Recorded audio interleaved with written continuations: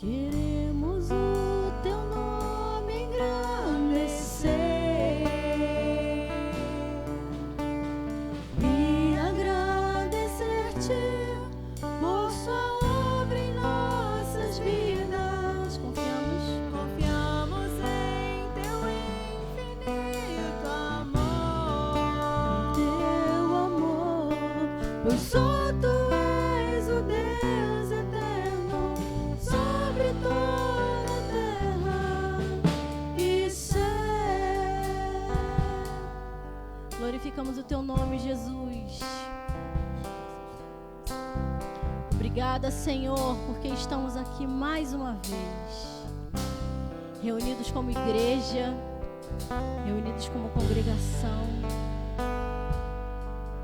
E até aqui a tua graça tem nos alcançado. Obrigada, Senhor. Queremos te agradecer, Senhor, por tudo que o Senhor tem feito e por tudo que o Senhor fará. Queremos colocar a nossa vida, a nossa família diante do Senhor nessa noite. Colocarmos diante de Ti, Senhor, tudo que é tão importante, tudo que a gente ama. Estamos colocando diante de Ti, diante do Teu altar, Senhor. A nossa vida, os nossos pensamentos, a nossa alegria, até a nossa tristeza, Senhor. Espírito Santo de Deus, que o Senhor venha tocar cada vida nessa noite. Toca cada lar, cada família, Senhor.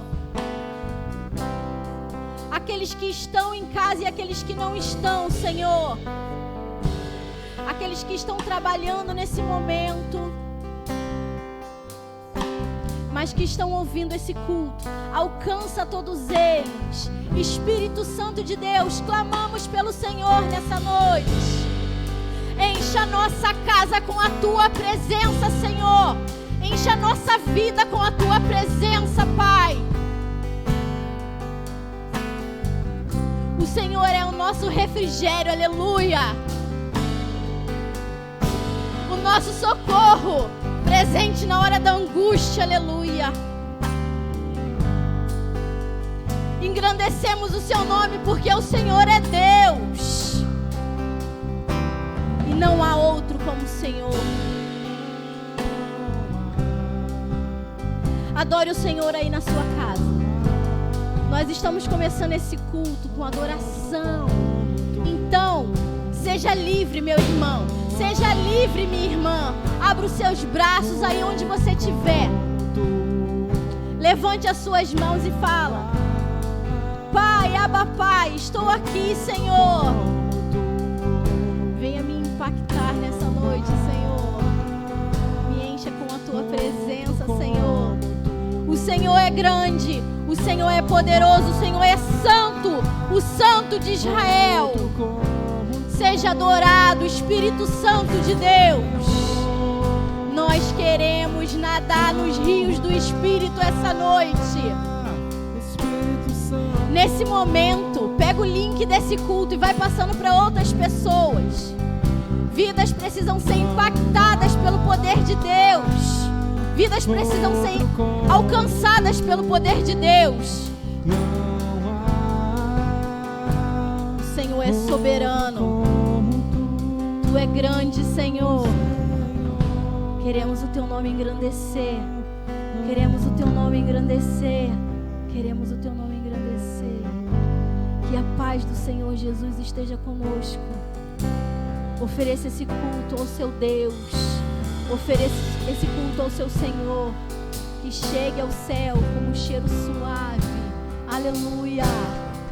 Aleluia. Ele é grande. Grande. Cante aí.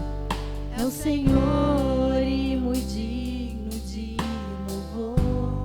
Aleluia. Na cidade do nosso Deus, seu santo.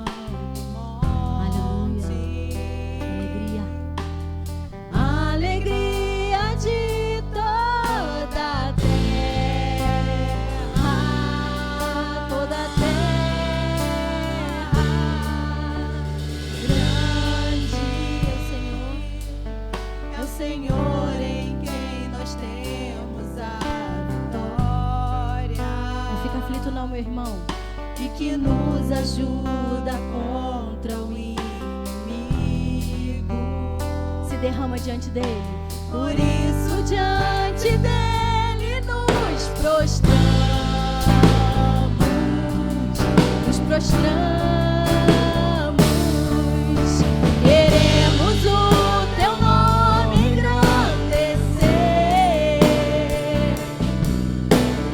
e agradecer-te por tua obra em nossas vidas. Confiamos em teu infinito amor, pois só tu és o Deus eterno sobre toda a terra e céu.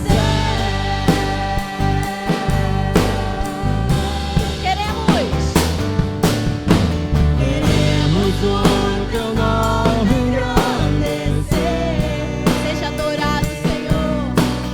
E agradecer-te por tua obra em nossas vidas. Confiamos em teu infinito amor, pois só tu és o Deus eterno sobre toda a terra e céu. Mais uma vez, igreja, você na sua casa. Queremos. Queremos o teu nome engrandecer. Nós queremos. E agradecer-te por tua obra em nossas vidas. Confiamos em teu infinito amor, pois só tu és o Deus eterno sobre Pois só tu és. Pois só tu és o Deus eterno sobre toda a terra. Pois só tu és o Deus eterno sobre toda a terra.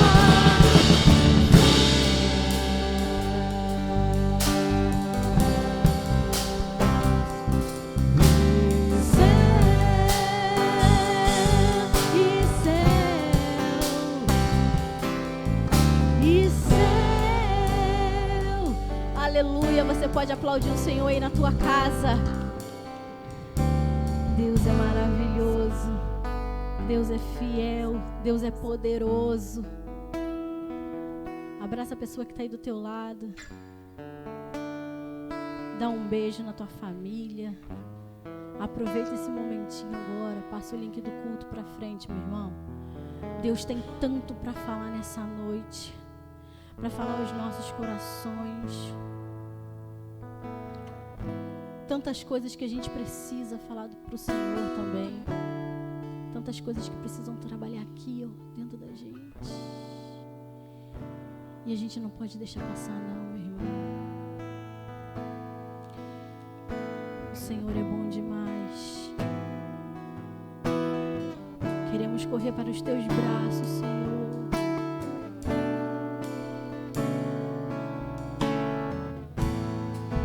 Correrei para ti, meu Senhor. Minha alma anseia por O tempo todo, o tempo todo. Sou pobre, cego e nu, nada tenho pra te oferecer. Quero aos teus braços me entregar, pois sei que tu me aceitas como estou. Pela tua infinita misericórdia, Senhor.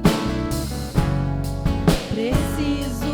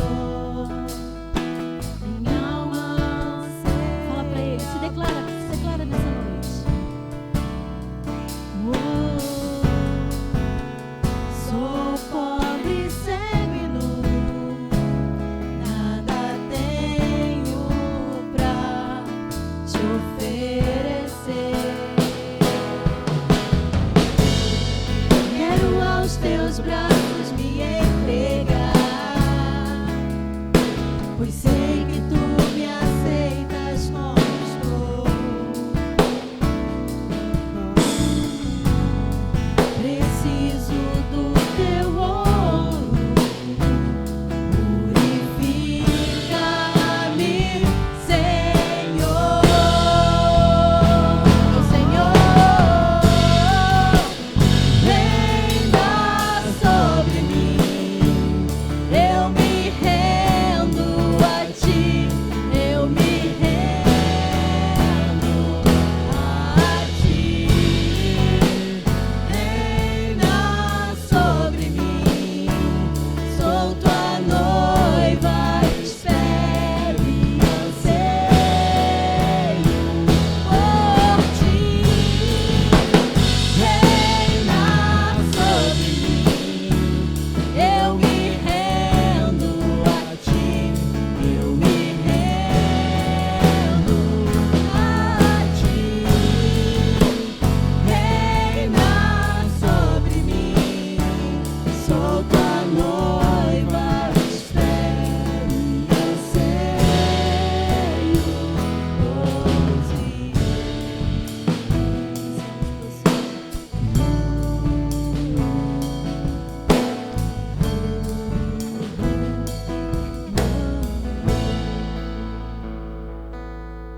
Nosso amado, amado de nossa alma.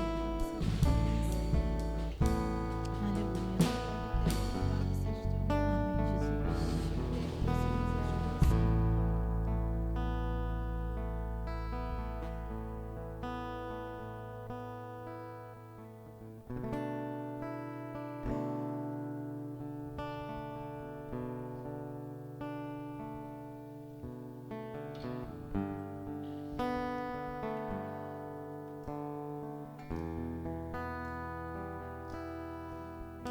Somos a geração eleita para cumprir o teu ide, Senhor. Usa-nos, ó Deus. E por mais que falhemos, ó Deus, que haja um despertar em nossas vidas.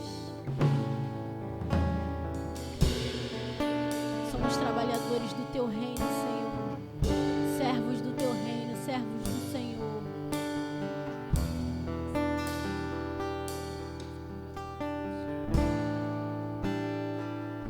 Que não passe de nós o teu Espírito.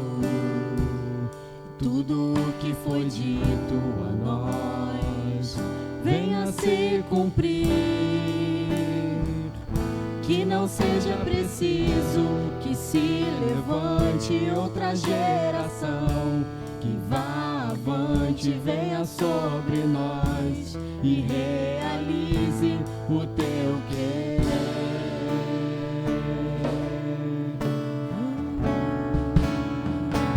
E que não passe de nós o teu Espírito. Tudo o que foi dito a nós venha se cumprir. Que não seja preciso que se levante outra geração. E vá avante, venha sobre nós e realize o seu querer. Geração de adoradores, queremos ser sacerdócio santo pra te oferecer o perfeito louvor em nossas vidas. Fluir do teu querer.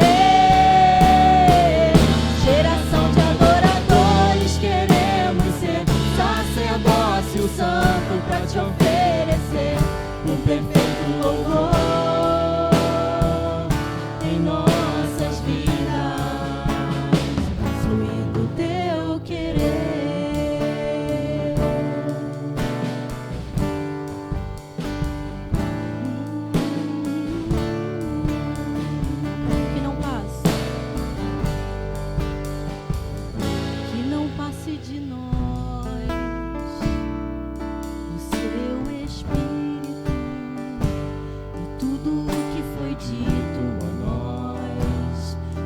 se cumprir.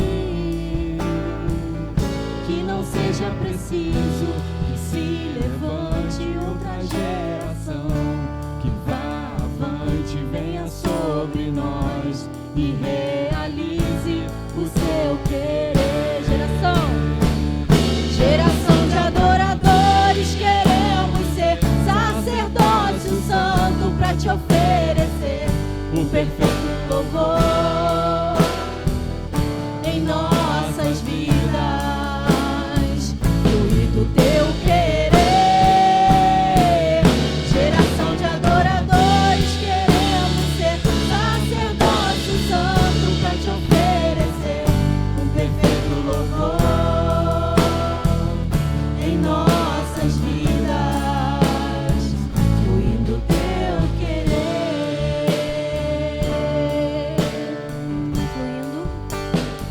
Fluindo o teu querer,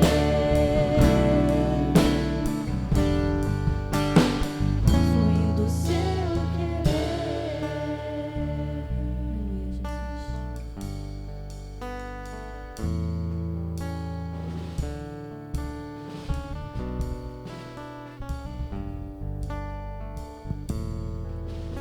Graça e paz.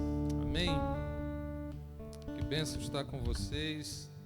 Mais um culto nessa noite maravilhosa, depois de um tempo de louvor abençoadíssimo. Como esses irmãos e irmãs queridos do louvor nos abençoam, né? Coisa boa.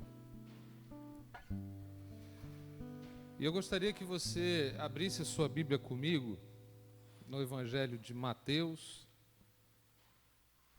capítulo 5.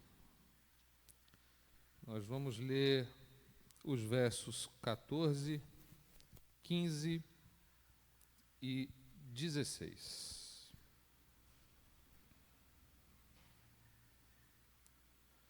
Evangelho de Mateus, capítulo 5, os versos 14, 15 e 16, que diz assim: Vós sois a luz do mundo. Não se pode esconder a cidade edificada sobre um monte, nem se acende uma candeia para colocá-la debaixo do alqueire, mas no velador, e alumia todos os que se encontram em casa. Assim, brilhe também a vossa luz diante dos homens, para que vejam as vossas boas obras e glorifiquem a vosso Pai que está nos céus. Amém? Que Deus abençoe a mim e a sua vida com essa palavra e que o Espírito de Deus toque no meu e no seu coração a partir desse momento. Amém? Bem, queridos, só para te lembrar, nós ficamos aí mais ou menos uns 3 meses, por aí, refletindo sobre cada uma daquelas bem-aventuranças. E ali nós percebemos que Jesus está, através de todas aquelas bem-aventuranças, descrevendo o caráter do crente. Quem é aquele que crê em Jesus? Na semana retrasada, nós iniciamos uma nova etapa aqui nesse Sermão do Monte. Porque aqui Jesus já está mostrando, a partir do verso 13, quem é esse crente em Jesus na sociedade. Qual é a influência desse crente em Jesus na sociedade? E nós começamos com o verso 13, com aquela afirmação magnífica de Jesus, dizendo àqueles homens, aquelas pessoas que o seguiam, que eram seus discípulos: vocês são o sal da terra. E nós entendemos o que Jesus estava querendo dizer com isso naquela mensagem. Na semana passada, nós começamos aqui no verso 14, mas nós nos limitamos apenas a essa primeira parte do verso 14, que é uma afirmação esplêndida também, quando Jesus diz: vós sois a luz do mundo. E nós refletimos e meditamos sobre o que Jesus queria dizer com essa afirmação, o que ela significa de fato para a vida daqueles que creem em Jesus e vivem na sociedade. E percebemos a necessidade de dividir aquela mensagem em duas, por isso estamos falando aqui hoje, dando continuidade, porque agora nós vamos nos deter na parte B do verso 14 e também entender os versos 15 e 16, porque afinal de contas eles tratam de um mesmo assunto. E talvez você esteja pensando, poxa pastor, mas você já falou, né, o que Jesus estava querendo dizer com tudo isso e tal. Parece-nos que é muito prático, parece-nos até óbvio demais. Por que a gente precisa estender isso? E essa é a questão que de fato surge aqui, que nos chama a atenção, não é?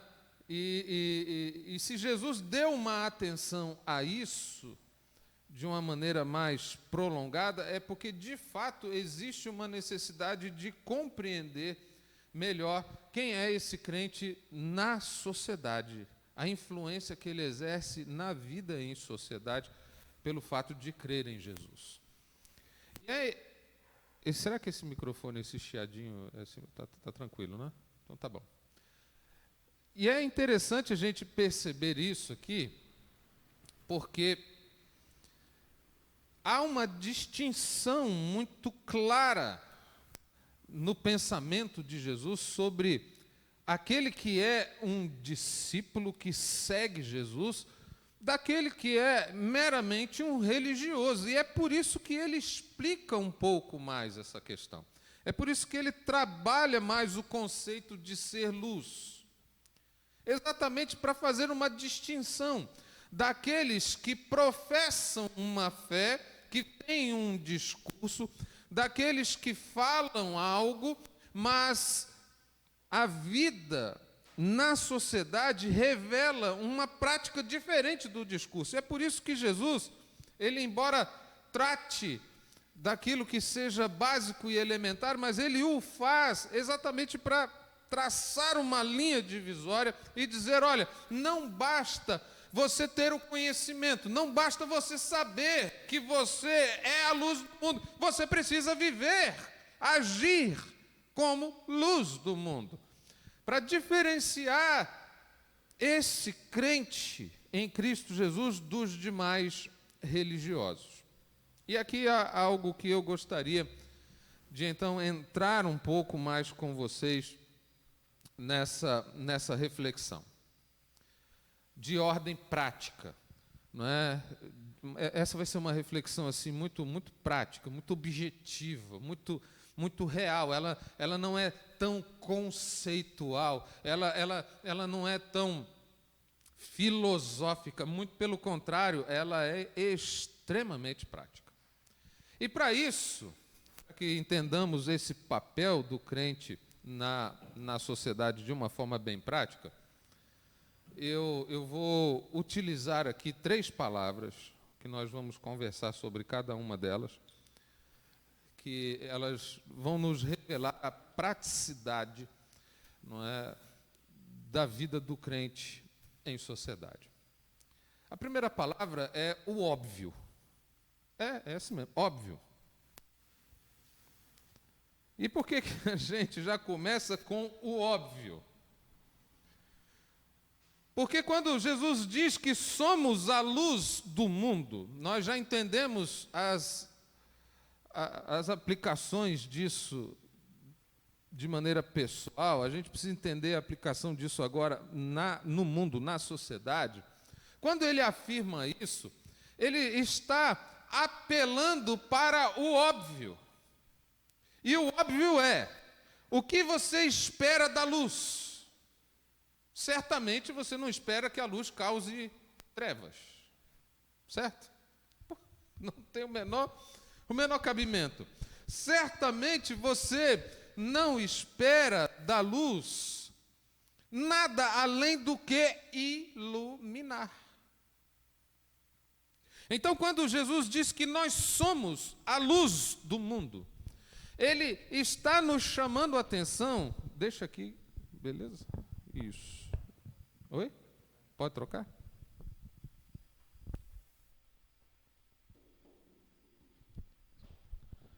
Quando Ele nos chama a atenção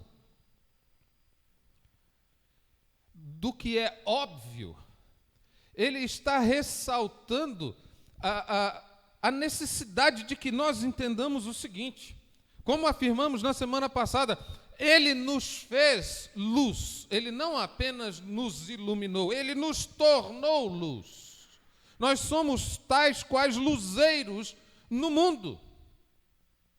Nós somos portadores dessa luz exatamente por causa da nossa íntima e profunda relação com Cristo, porque Ele é a luz do mundo. E, por consequência de andarmos com Ele, nos tornamos também luz desse mundo. Tanto é que o próprio Jesus afirma que somos a luz do mundo. E o que se espera da luz num mundo que, como também já vimos na mensagem anterior, o que se espera da luz em um mundo que jaz no maligno, em um mundo que está em trevas. O que se espera dessa luz é o óbvio, é que ela ilumine. É que ela possa provocar, por sua natureza essencial, ela possa provocar a mudança que só a luz traz em um contexto de trevas. Nós também vou lembrar você da mensagem anterior, que a luz, a primeira coisa que ela faz, ela dissipa as trevas, ela acaba com as trevas. Trevas e luz não coexistem. Ou é uma, ou é outra. Quando a luz brilha, as trevas começam a se dissipar, a se desfazer. As trevas não conseguem de maneira nenhuma resistir à luz. Uma vez eu ouvi palavra de um estudioso, de um cientista, que ele afirmava que, na verdade, as trevas não têm existência própria, porque trevas é apenas ausência de luz. Ela não tem uma consistência, uma existência própria. Ela só ali está por falta de luz. Porque quando tem luz, não tem trevas. E é esse óbvio que Jesus está ressaltando para provocar em mim e em você também a sensação do óbvio, a necessidade do óbvio. Nós precisamos do óbvio na nossa vida para entender que o nosso papel na sociedade tem a ver com dissipar as trevas. E na mensagem anterior nós também vou te lembrar de uma outra coisa que nós falamos. Que a luz, ao dissipar as trevas, ela também revela, ela também evidencia aquilo que é feito nas trevas. Então, quando somos a luz desse mundo, o óbvio é que, em sendo essa luz, no contexto, na vivência da sociedade, a nossa própria vida começa a evidenciar as obras das trevas. Começa a denunciar isso. Sabe aquilo que quando está sendo feito em oculto, que ninguém está vendo, aí brilha a luz, aí o que acontece? Descobriu ali o erro. Olha lá. Olha aí. Só porque a luz brilhou. Aí aquele erro que está sendo cometido às escondidas, nas trevas, quando ele vem à luz, a pessoa se sente constrangida. O que era normalmente feito nas trevas, agora traz incômodo. Agora não é natural, agora já não é mais normal, porque a luz brilhou. E Jesus está apelando para o óbvio. Ele está dizendo, olha, quando vocês vivem em sociedade, como luz deste mundo, é isso que acontece. Espera-se de vocês o que é óbvio, que a luz ilumine. E que em iluminando as pessoas que estão por ali, as trevas vão se dissipando. Que em iluminando o ambiente onde se está, os erros comecem a aparecer. E aquilo que era feito de maneira natural, de maneira corriqueira, deixa de ser natural, porque agora existe luz.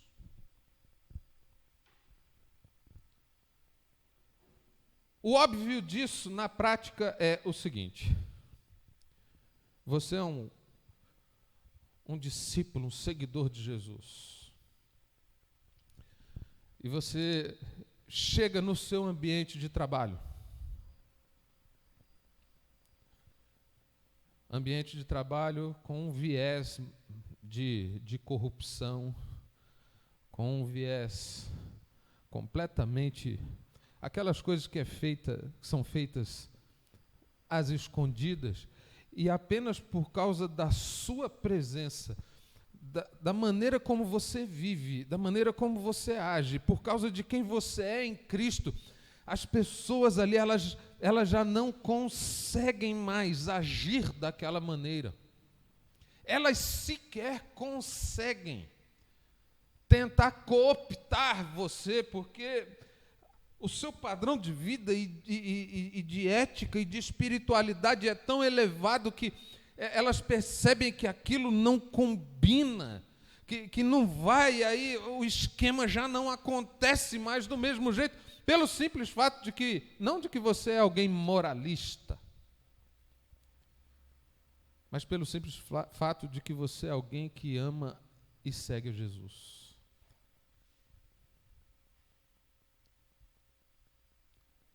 Jesus apelou para o óbvio. A luz ilumina. É simples assim. Não precisa ter nenhum tipo de esforço. Não precisa ter nenhum tipo de acessório. Não precisa de ter nenhum tipo de... Não é? Vou usar um pouquinho da linguagem da informática. Não precisa ter nenhum tipo de boost. Não é? De algum combustível a mais, algum incremento, um impulso a mais, não. É porque você age. Porque você é luz, você ilumina.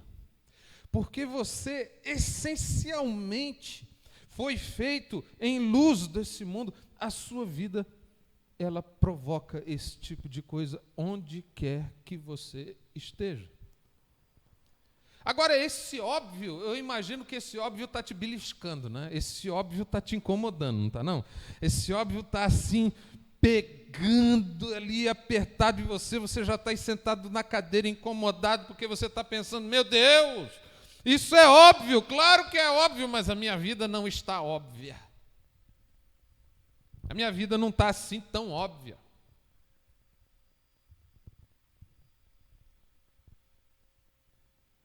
É para incomodar mesmo.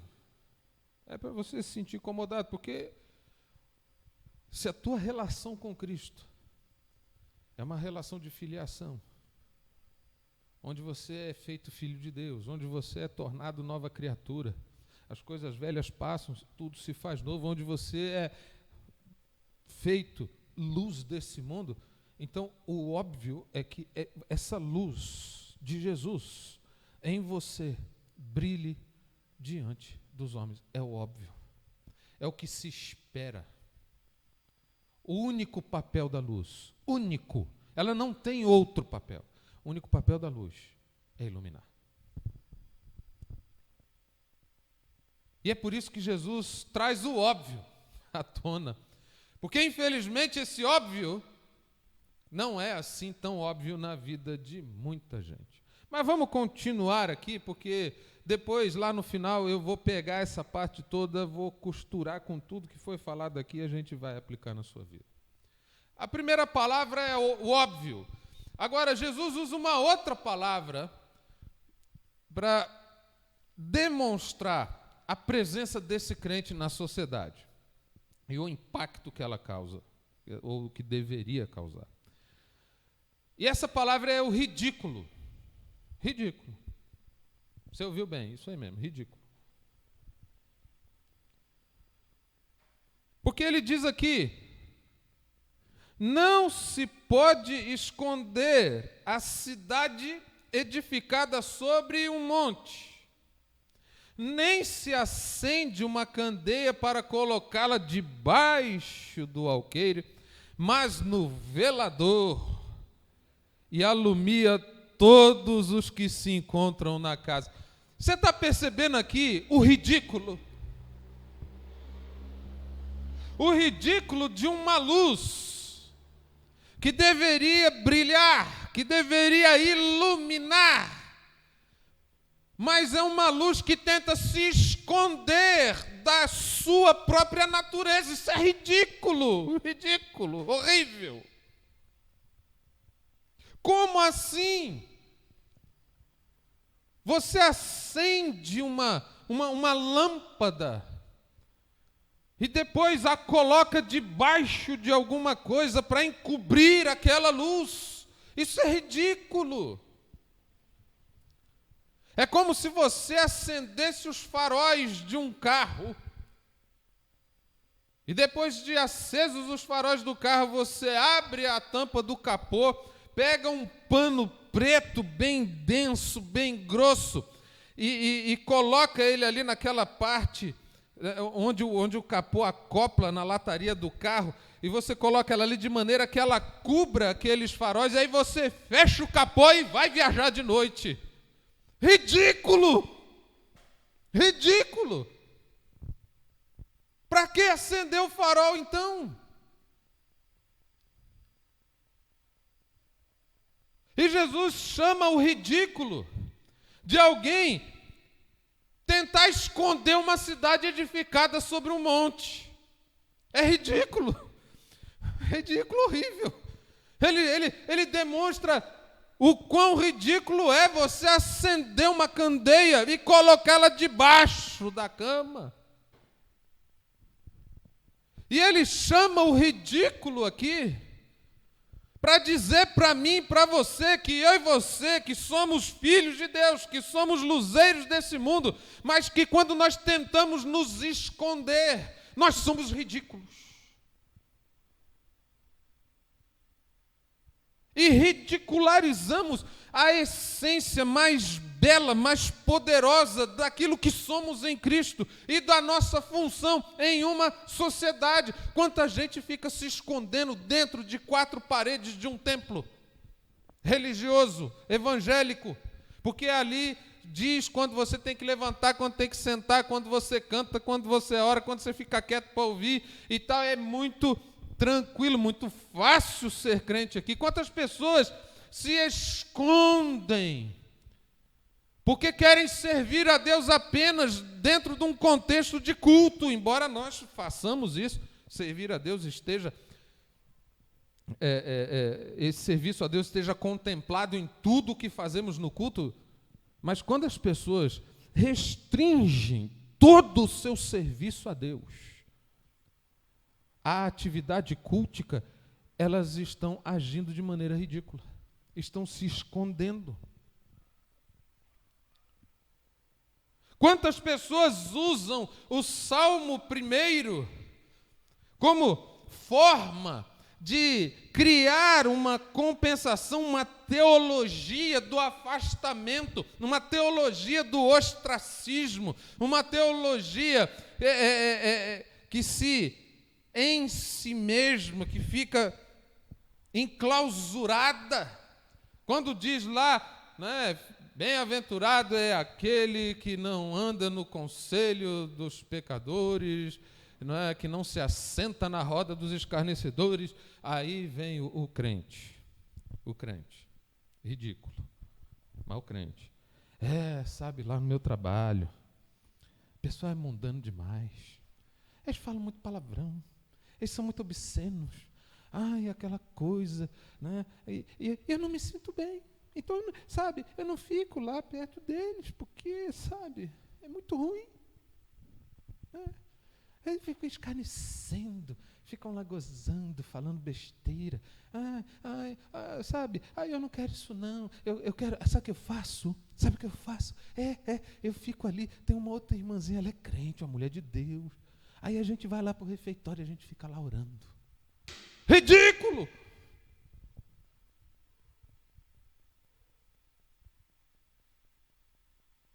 Ridículo. A luz é para iluminar as trevas. A luz é para desfazer as trevas. Não é para ficar escondida dentro de uma religiosidade mesquinha. Que luz é essa que tem medo de ser apagada pelas trevas? Gente, isso só de pensar é ridículo mesmo. Jesus, obrigado pela revelação, porque é ridículo. Né? Que luz é essa que tem medo do escuro? Gente, que horror! Que coisa horrível! É horrível! É ridículo, é para você ficar com vontade de bater a cabeça na parede. Ridículo, ridículo, ridículo. Né? Que coisa horrorosa!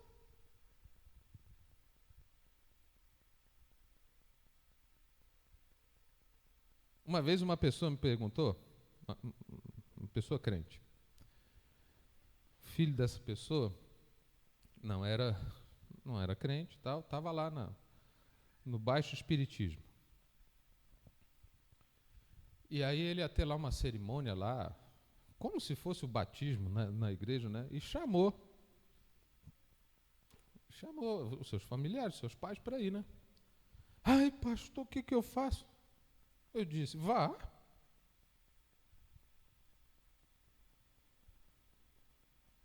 O mínimo que pode acontecer é de lá na sessão não baixar demônio nenhum, o negócio não vai dar certo. Esse é o mínimo que pode acontecer. E você vai lá. Ué. A luz com medinho das trevas, vê se pode. Vá lá. Tu não é luz? E é engraçado que quando você fala isso, a pessoa olha para cima assim, surpresa, porque ela não esperava essa resposta assim. Ela não esperava. Não vá mesmo não, minha irmã. Aquele negócio do capeta. Né? Não vá não. Vá não, é perigoso. O diabo te pega lá, hein? Melhor você ficar em casa. Não vá não. Não dê apoio não. Vá não. Aí como é que ganha a vida do filho? Eu contei para ela que eu tive uma experiência, foi lá no Paraguai. Nós fomos visitar uma família e aí soubemos que a pessoa da família que estava muito doente tinha levado algumas coisas dela, né, lá num centro espírita destes. E aí nós pregamos o evangelho, a pessoa ali foi restaurada, foi liberta e tal. Ela, eu tenho que ir lá buscar minhas coisas. Não, nós vamos com você. Nós vamos com você. Onde é? Tá lá, vamos lá. Chega lá, quem que era eu não sei como é que é o nome, me perdoem até por isso, mas tinha lá o líder espiritual deles lá, né, era um brasileiro. Aí nós chegamos lá, olha, a gente veio aqui para buscar e tal, né, todas as coisas dela, porque ela entregou a vida dela para Jesus, ela está liberta, está curada, está restaurada, ela não precisa mais disso, não sei o quê. E tinha muita gente lá, mas muita gente lá reunida quando nós chegamos. Sabe no que acabou resultando isso? Aquele lugar,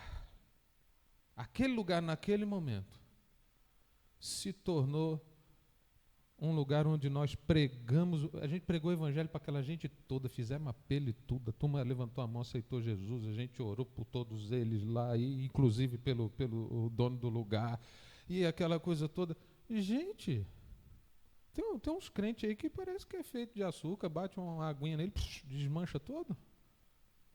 Que coisa é essa? Que coisa é essa? Como missionários aqui no Rio de Janeiro, quantas vezes a gente não chegava lá na boca de fumo? Ó, nós vamos fazer um culto, vamos orar, que os caras guardavam tudo. E ficavam tudo lá quietinho, lá, e a gente pregando o evangelho para eles. Onde a luz chega, é isso que acontece. É por isso que Jesus chama a atenção para o ridículo. Né? Ele fala, cara, ridículo, né? A luz tem que iluminar, ela tem que ser evidenciada, ela precisa ser vista. Não numa atitude narcisista, né? Daquele culto de si mesmo, né? Olha para mim como eu sou. Né? Isso é farisaico. Não é disso que nós estamos dizendo. Mas essa pessoa, quando ela é evidenciada, segundo nos diz o verso 16, o que as pessoas veem? Elas veem a ação de Deus, elas veem a glória de Deus. A sua vida precisa sair do ridículo para ser evidenciada. E ao ser evidenciada, a sua vida vai glorificar o nome de Deus, porque tudo diz respeito a Ele. Se tu és o que é por causa dele, que te transformou, que te fez outra pessoa. E é isso que acontece quando a gente deixa o ridículo de permitir que essa expressão religiosa, que quer transformar, que quer enquadrar a fé dentro de um gueto, que quer nos fazer avestruzes, de viver com a vida, com a cabeça dentro do buraco, de viver enclausurado dentro de quatro paredes. A luz é para iluminar, e é para iluminar o mundo, e aquele mundo que, como pregamos na mensagem anterior, está em trevas. É lá que você tem que ser luz. É lá.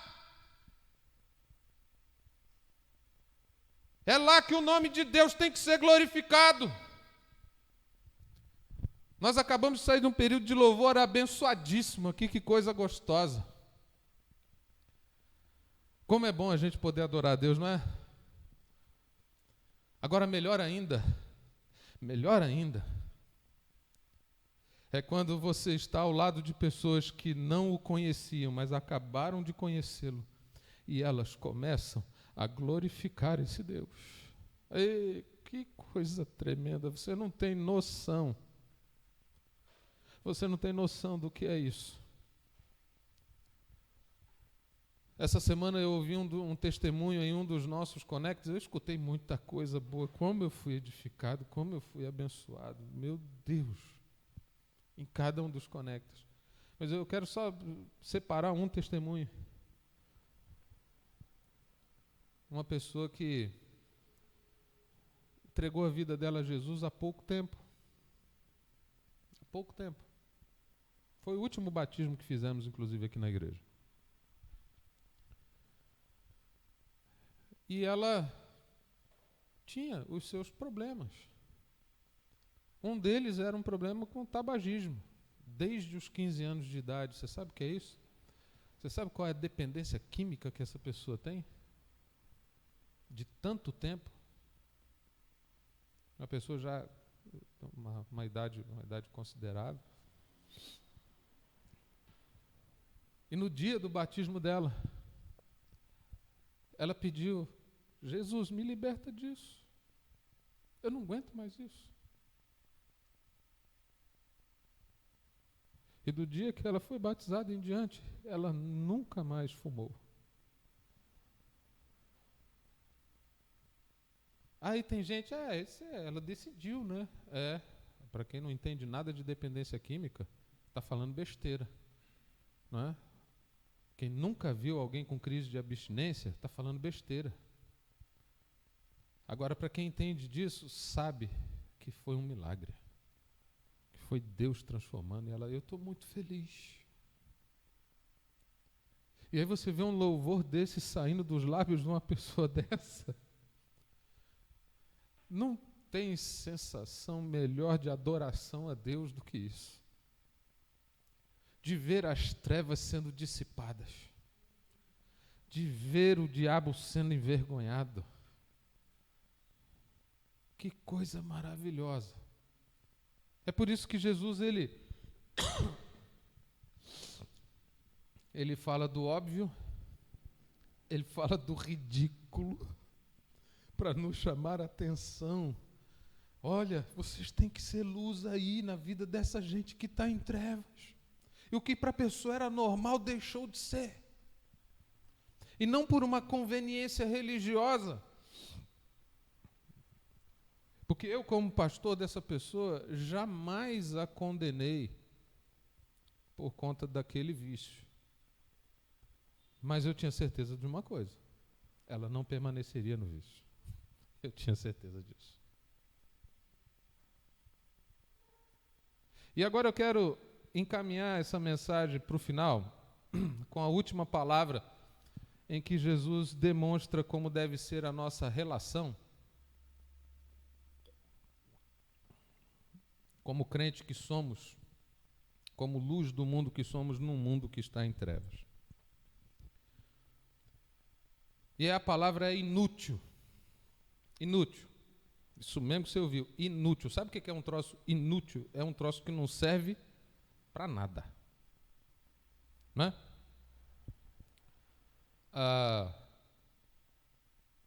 Uma lâmpada queimada. Serve para quê? Para nada.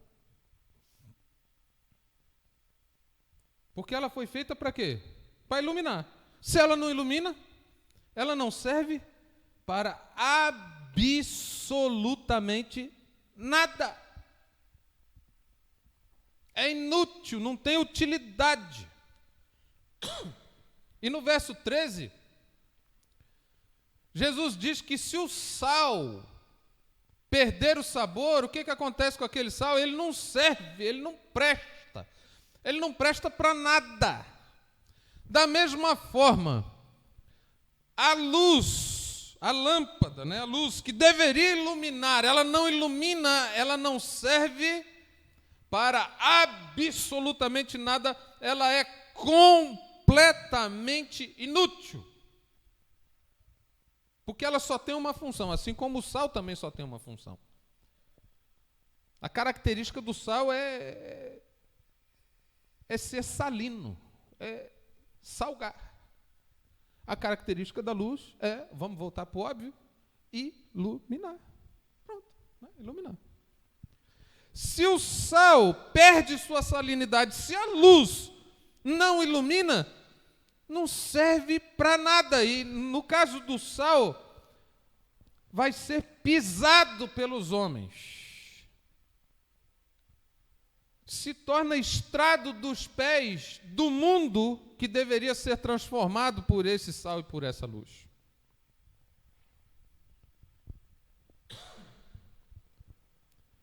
E por que nós estamos falando disso aqui? Inútil. O inútil, ele surge naturalmente do ridículo. E agora é que vocês vão entender a introdução da mensagem que eu fiz. Lembra que eu estava dizendo, por que Jesus está gastando um tempo maior com algo que é claro, com algo que é evidente? Por que ele está gastando tempo com isso? Lembra que eu disse para vocês que ele está explicando melhor isso para fazer uma distinção de quem é filho e filha de Deus de fato, daqueles que são meramente religiosos?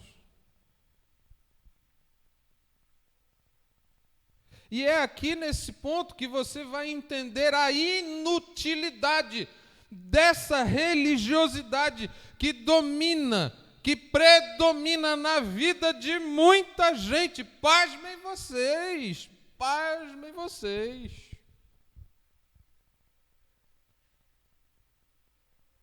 E lembra que eu falei que lá o óbvio estava te cutucando? Segura, porque agora que vem o tranco. Agora que vem o tranco. Porque a inutilidade, ela denuncia essa religiosidade morta, que não gera vida.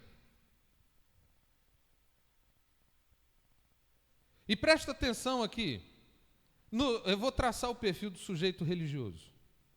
Desse que é inútil. Inútil, mas inútil, é tão inútil que você chega a dar pena, né, de tanta inutilidade. É tão inútil que você sente lástima. Você olha assim, meu, que isso? Que horror. O sujeito religioso, ele olha para o mundo e ele tem um conhecimento do mundo, esse mundo nas trevas. Ele sabe das consequências do mundo, mas ele não quer o mundo. Ele não quer o mundo. Ele não se sente pertencente ao mundo. Sabe? Ele não se sente pertencente ao mundo. Ele não quer esse mundo. De certa forma, ele é um refugiado do mundo. Porque ele olha, ele não se sente ali representado, embora, para ser honesto, lá no âmagozinho, lá no interior do seu coração, existem muitas coisas que ele deseja, mas por conta da sua religiosidade, da sua educação religiosa, por conta dos seus conceitos religiosos, ele olha para o mundo com pavor. Ele, ai meu Deus, eu não quero isso. Esse crente, eu não me assento na roda dos escarnecedores, porque ele tem medo de escarnecer junto.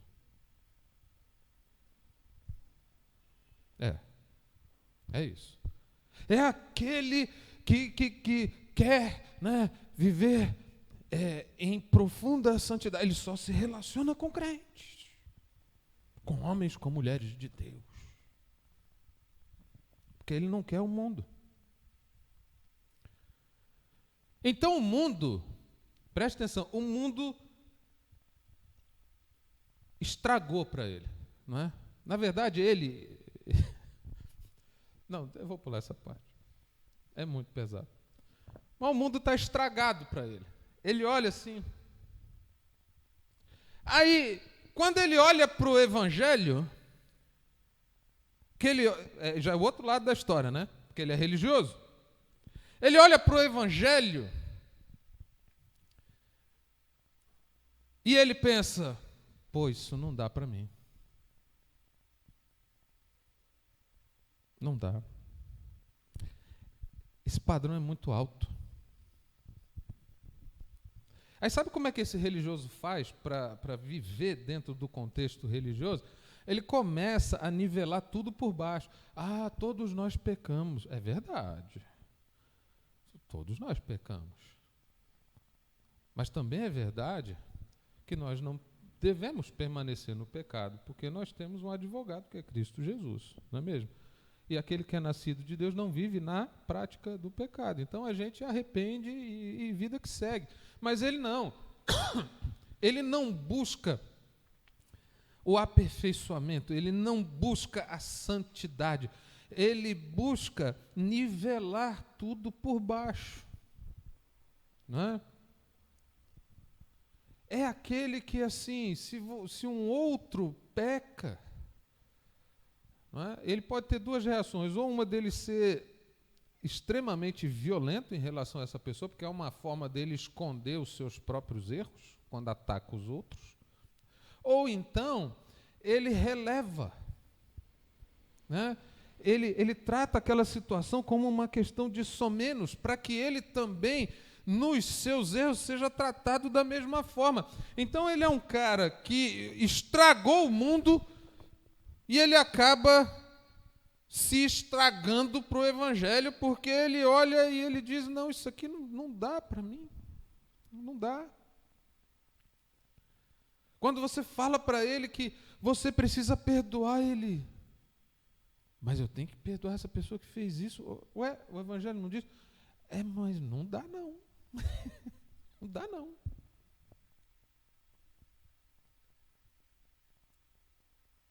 E aí é onde você percebe o quão digno de lástima, porque ele é um religioso que não consegue viver e experimentar a verdade do Evangelho, e tampouco consegue viver a plenitude do que é ser alguém dentro do mundo. Ele é um refugiado da religião que não experimenta a graça de Deus, o poder, o amor de Deus, e também não consegue viver nem na plenitude do seu pecado. É digno de lástima e é inútil, porque ele não produz absolutamente nada.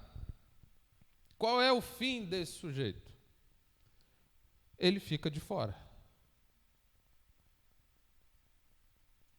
Até porque, naquela historiazinha, né, que tinha um muro que dividia o céu do inferno, e o sujeito estava em cima do muro, e a turma do céu, vem para cá e tal, e evangelizando ele, e a turma do diabo lá, tranquilo, sentado lá, jogando baralho, nem davam bola para ele.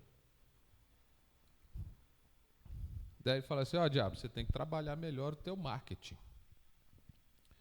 Porque o pessoal dali, tua concorrência, estão jogando pesado, né? Os caras, rapaz, tem um marketing forte ali, você está fraquinho, cara, você não dá atenção para o seu possível cliente, né? Para o seu possível adepto. Não tem que fazer propaganda nenhuma não, porque o muro é meu, você está no muro, você está comigo.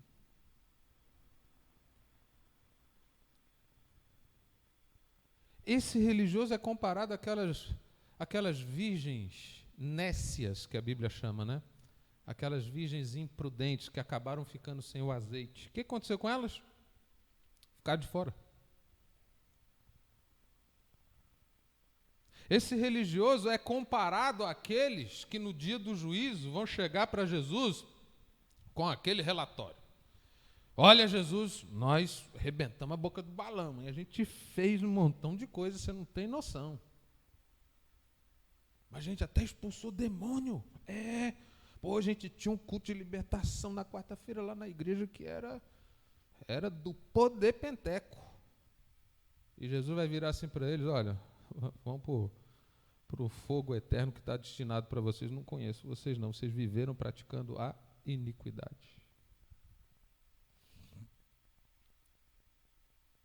Esse é o perfil daquele que não ilumina. Ele não ilumina porque não é luz. Esse é o perfil daquele que não salga. Ele não salga porque não é sal. E aquilo que não é sal, que não é luz, é inútil. E quanta gente vive desse jeito dentro de muitos templos evangélicos hoje em dia. Pessoas afetas a uma moralidade. Pessoas que vivem tentando se enclausurar, se esconder. Pessoas que ficam fatiando algumas coisas do Evangelho e pegam apenas aquilo que elas julgam que é possível, mas não conseguem viver a integralidade do Evangelho, não conseguem experimentar o poder do Evangelho em suas vidas, não são transformadas, não são novas criaturas, têm os seus nomes no rol de membros da igreja, mas não têm os seus nomes escritos no livro da vida, não têm. Enganam-se a si mesmas. E aquilo que é inútil, aquilo que não cumpre o propósito, então é deixado de fora.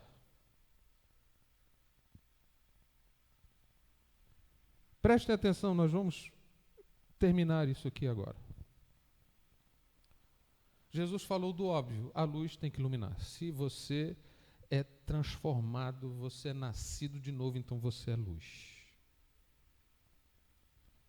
E essa pessoa de que falei do testemunho que ela deu, ela deu esse testemunho para mim, mas ela dá esse testemunho para todo mundo com quem ela encontra.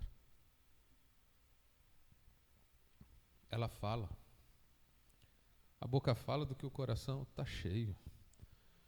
E ninguém ensinou ela a evangelizar ainda. E precisa? Eu digo, e precisa?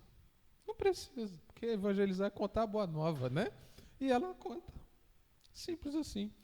Eu penso que tem muitos religiosos, membros de igreja, que não contam para as pessoas porque eles não têm o que contar.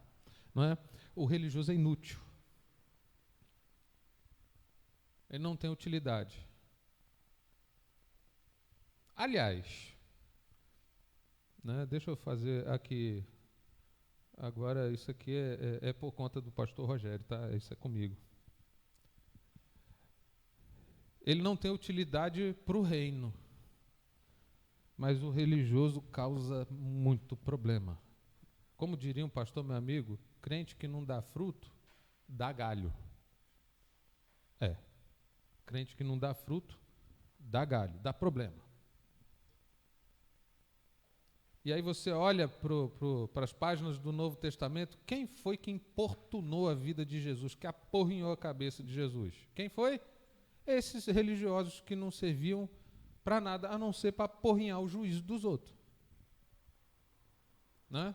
Para atrapalhar, para arrumar quizumba, inferno. Porque o Evangelho é, para eles, alguma coisa inalcançável. Para eles, o Evangelho é loucura.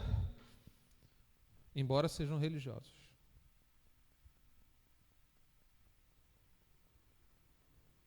Mas sabe o que acaba acontecendo? Por mais problema que um religioso cause, a sua inutilidade é tão grande que ele acaba com esse destino terrível de ser pisado pelos homens, de ser ignorado, de ser esquecido, porque não faz diferença alguma. Jesus nos chama a atenção do óbvio, nos alerta contra o ridículo e ele definitivamente execra ou rejeita o inútil, porque não serve para nada. E o que você faz com isso tudo? O que você faz com isso tudo? Primeira coisa, reavalie a sua vida com Deus. Você é alguém convertido ou você é convencido? Essa é a primeira coisa que você tem que reavaliar.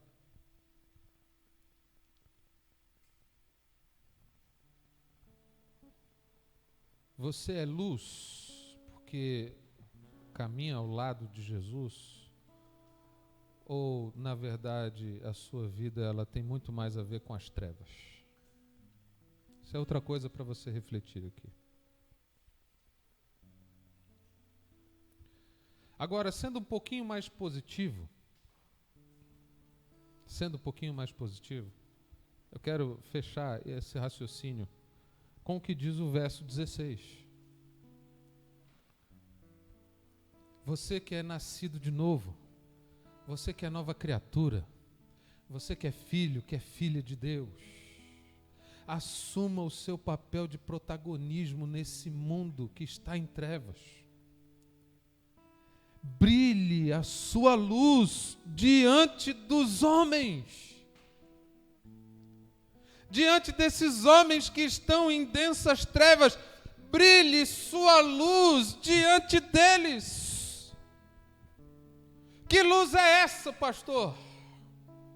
As tuas boas obras, que Deus preparou de antemão para que você vivesse nelas, são as suas atitudes de compaixão, são as suas atitudes de amor, são as suas atitudes de misericórdia, de justiça, de perdão, de mansidão. É você manifestar o fruto do Espírito na sua vida, a sua bondade.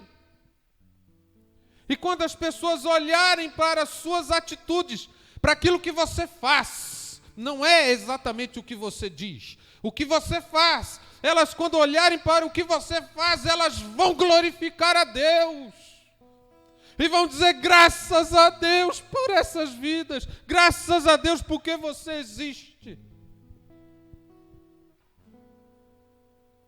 Você que é nascido de novo, deixe a luz brilhar. Eu me lembro a gente cantava isso muito em campanhas de King's Kids com as crianças. Minha pequena luz, vou deixar brilhar. É isso, deixa brilhar. Deixa a sua luz brilhar. Você não precisa de um curso de teologia, de evangelismo explosivo, de evangelismo não sei o quê. Você não precisa de nada disso. Você precisa deixar essa luz brilhar. E eu me lembrei aqui de um trechozinho, já citei isso uma vez numa outra mensagem, um trechozinho do filme O Senhor dos Anéis. A Lady Galadriel falando com Gandalf, perguntando por que o pequeno, o Hobbit. Aí ele falou, por que o pequeno? Porque eu tenho medo. E daí ele faz um arrazoado e ele diz assim, o Saruman acredita que apenas grandes poderes é que vão poder parar o mal nesse mundo, mas eu não acredito que é isso. São as pequenas atitudes de ternura, de carinho, de amor, feitas por pessoas simples todos os dias, é que impedem o mal de se alastrar e de destruir. Deixe a tua pequena luz brilhar com essas atitudes de compaixão, de carinho, de respeito, de amor, de perdão, de longanimidade, de paz. Tem tanto crente raivoso aí, né? Parece um cachorro louco nas redes sociais, brigando com tudo, com todos, querendo uniformizar um pensamento em torno de uma ideologia. Meu Deus, que horror! Que horror! Que horror! Deixa a tua luz brilhar, para que os homens vejam as tuas boas obras e glorifiquem ao Deus e Pai que está nos céus. Eu queria terminar essa mensagem assim, encorajando você, num primeiro momento, a rever a sua vida, para que você não seja um religioso que não serve para nada. Para rever a sua vida, se de repente os ditames da religião não estão levando você a querer esconder a luz, a viver no ridículo.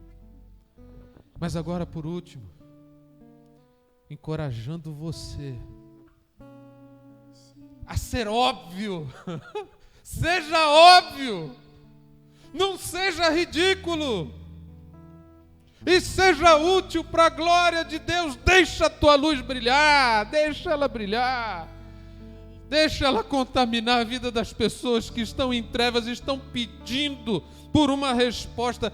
Deixa a tua luz brilhar. Ó Pai, no nome de Jesus, nós oramos para que essa palavra encoraje esses teus filhos e filhas, para que ela liberte, para que ela abençoe, ó Deus, para que eles se tornem a luz que esse mundo precisa. Eu quero orar, Senhor, para que o Senhor toque nessas vidas, para libertar muitos crentes do ridículo, de querer se esconder. Eu quero orar, Senhor, para que em nome de Jesus, esses que são inúteis, religiosos inúteis, que eles ao ouvir essa mensagem, convencidos pelo Teu Espírito, que eles se convertam, que eles entreguem suas vidas para Jesus, que eles experimentem o poder do Evangelho agora.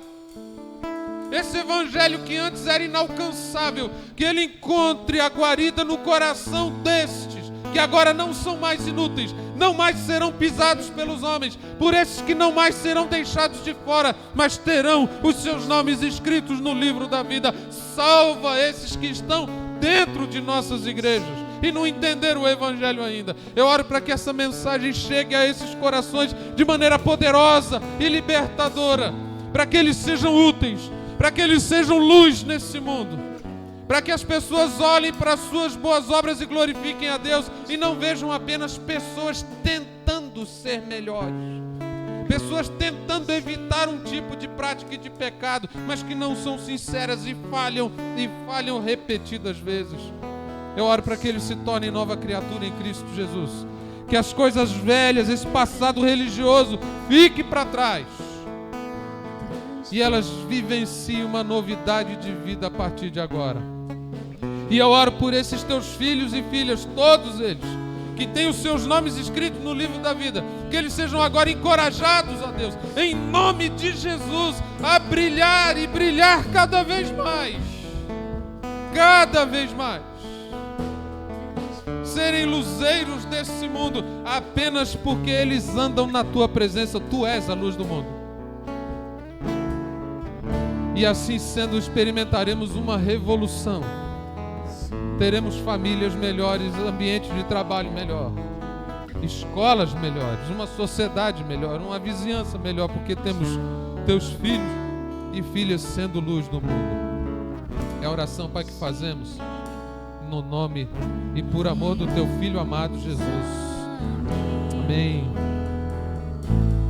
O farol que brilha à noite como ponte sobre as águas, como abrigo no deserto, como flecha que acerta o alvo. Eu quero ser usado da maneira que te agrade, em qualquer hora e em qualquer lugar. Eis aqui a minha vida, usa-me, Senhor, usa-me. Aleluia, palavra maravilhosa. Dá para sair daqui voando. Irmãos, vamos aproveitar esse mesmo clima e vamos nesse momento agora fazer os nossos dízimos, as nossas ofertas. Tem aí, né, Aline, as informações aí na tela para você. E vamos continuar louvando ao Senhor. Continua nesse clima. Que o Senhor possa nos transformar, que possamos brilhar, brilhar e brilhar. Aleluia. Sonda-me, Senhor. Sonda-me, Senhor, e me conhece. Quebranta o meu coração. Transforma-me conforme a tua palavra. Enche-me até que em mim se ache só a ti, Senhor.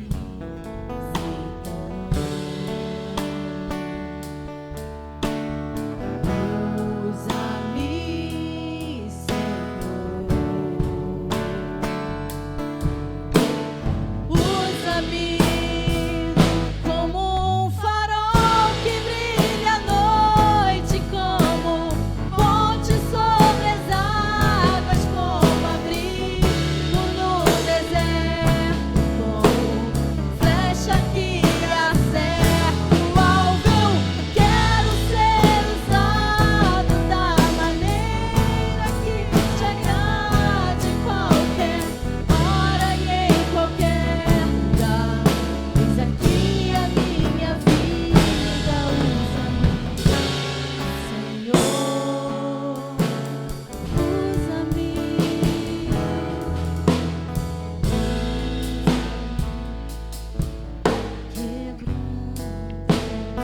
Amém. Nós agradecemos a Deus porque Ele tem cuidado de nós até aqui. Vamos a Deus pela tua vida, pelas tuas contribuições, quanto tem permitido a igreja continuar fazendo tudo aquilo que ela se propõe a fazer. E eu oro para que Deus continue abençoando você de maneira rica e abundante. Amém? Nós seguimos aí, queridos, na expectativa de retornar com as nossas atividades presenciais no primeiro domingo de agosto. Se der tudo certo, né, e os planos dos governantes, principalmente aqui do Rio de Janeiro, de vacinar toda a população acima de 18 anos, pelo menos com a primeira dose, obviamente, até setembro, então a gente vai conseguir retomar as nossas atividades presenciais em agosto com segurança, não é? Continuem orando, orem para que essa cepa delta, não é? A cepa indiana, orem para que ela não chegue aqui, para não atrapalhar esses nossos planos, né? Ore por isso, né? ore para que os nossos governantes e também a população tenham juízo, porque mesmo vacinados precisamos continuar tendo cuidados, né? Até que 75%, 80% da população geral do país esteja vacinada, aí nós vamos ter isso de fato sob controle, né? Não siga esses malucos que estão dizendo aí para você se aglomerar, não usar máscara, né?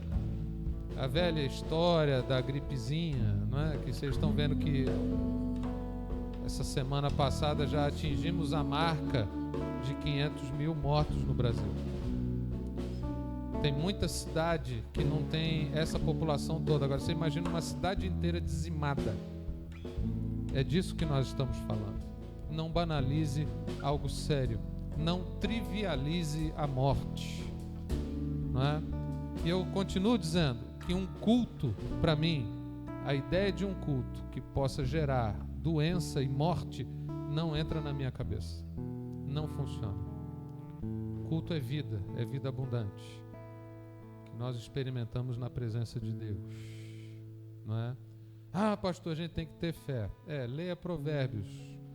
Diz que o prudente ele vê o mal e se esconde, e o tolo passa adiante e sofre o dano. Então não seja tolo com algo que você pode evitar. Nós estamos em modo de sobrevivência. É isso, modo de sobrevivência. Vamos sobreviver. Já está acabando, gente. Em nome de Jesus. Eu sempre disse que essa pandemia tem data para terminar. Porque Deus assim estipula. Ele está no controle de tudo. Então vamos com calma. Vamos com paciência. Já a gente volta. Não é? Continue então participando dos nossos Conectas. Eu fiz a supervisão dos Conectas. E como eu fui abençoado de estar com cada um deles. Que experiência fantástica de ver o que Deus está fazendo no meio do povo dele. Cada testemunho, irmãos, que vocês não têm noção, vocês não têm ideia. Como as pessoas estão crescendo juntas. Como isso tem sido fantástico para a vida delas. E aí eu quero aproveitar e te encorajar. Se você não participa de algum, poxa, fala com a gente. Manda aí, não é? No chat ou então no WhatsApp da igreja, fala com a gente vai te incluir em um e você vai ser abençoado. Está sendo uma experiência fantástica, muito, muito, muito boa. Continuamos online também na nossa escola bíblica, que também está sendo fantástica. Tenho podido escutar relatos aí de como tem sido bom. E o nosso culto sempre às 19 horas a gente vai continuar transmitindo, mesmo quando voltarmos às nossas atividades presenciais. Vai ser uma marca nossa aqui, vai continuar transmitindo geral, sem nenhuma dificuldade. Vamos orar para a gente finalizar esse tempo? Pai, obrigado pela Tua presença, pela vida de cada pessoa amada e querida que está conosco, nos assistindo. Oramos para que a bênção do Senhor repouse sobre esses lares e que o Senhor dê a todos uma semana abençoada, uma semana maravilhosa na Tua presença. É assim, Pai, que nós oramos, agradecidos e certos de que o amor de Deus, o nosso Pai, que a graça do nosso Senhor e Salvador Jesus Cristo, que o consolo e o poder do Espírito Santo esteja sobre toda a igreja e sobre todo o povo de Deus espalhado pela face da terra. E você pode dizer amém e amém. Que Deus te abençoe e a gente se vê durante a semana.